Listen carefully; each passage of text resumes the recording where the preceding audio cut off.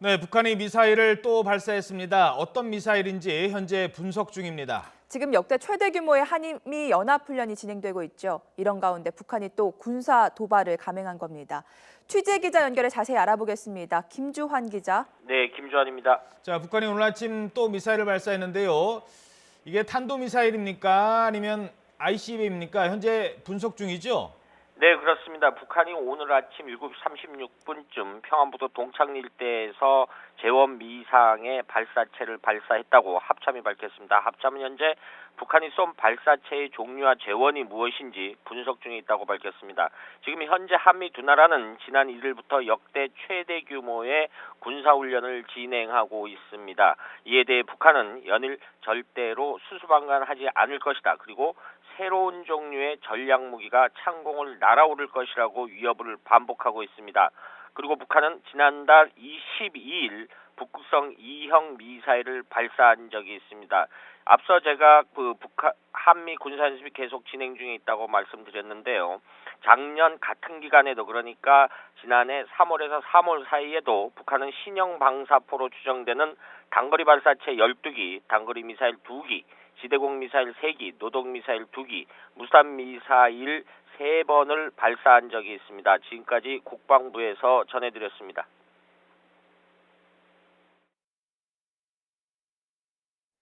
네, 그러니까 지금 현재 이 재원을 계속 분석하고 있다는데 어느 정도 거리를 날아갔느냐에 따라서 이 종류가 좀 달라지게 나오겠죠? 어떻게 보십니까? 네, 지금 동창리 일대가 과거 북한이 광명석 1호기, 2호기, 3호기를 발사한 ICBM급, 그러니까 미사일 고정식 발사대가 있는 곳입니다.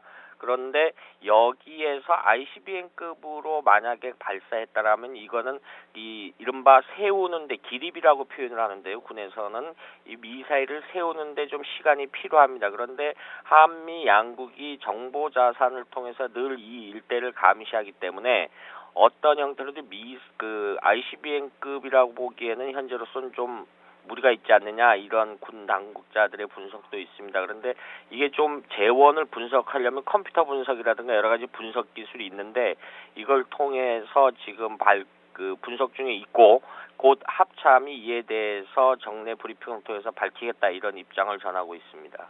예. 현재 핵 선제 타격 이런 얘기도 나왔었고, 그다음에 우리가 전략핵을 갖는 대신 전술핵이라도 보유해야 된다, 이런 얘기가 지금 오늘 아침 언론 보도 나왔는데 이런 것과도 연관이 있을까요? 네, 북한은 기본적으로 자신들이 한미 군사연습에서 해서 내부적으로 이 기싸움에서 밀리면 안 된다라는 게 항상 역대 훈련할 때면 이런 기류를 반복하고 있습니다. 실제 북한이 이렇게 절대 방관하지 않을 것이다, 또 좌시하지 않겠다, 이런 입장을 하는 것은 북한의 입장에서는 굉장히 공포감을 느끼는 겁니다. 그런데 우리 한미 군사연습이 기본적으로 방어적 개념의 훈련이기 때문에 이 북한은 이 부분에 대해서 자신들이 어떤 군의 사기라든가, 그러니까 북한군 내부의 사기라든가 이런 부분에 대해서 기싸움에서 밀리지 않겠다, 이런 형태를 표출하는 것이 훈련 기간 내에 미사일 도발이라든가 이런 형태로 지금까지 반복을 하고 있습니다. 군 당국도 역시 그런 차원에서 도발하고 있다라고 보는데, 앞서 이제 미국 언론들이 전술 핵무기를 군 당국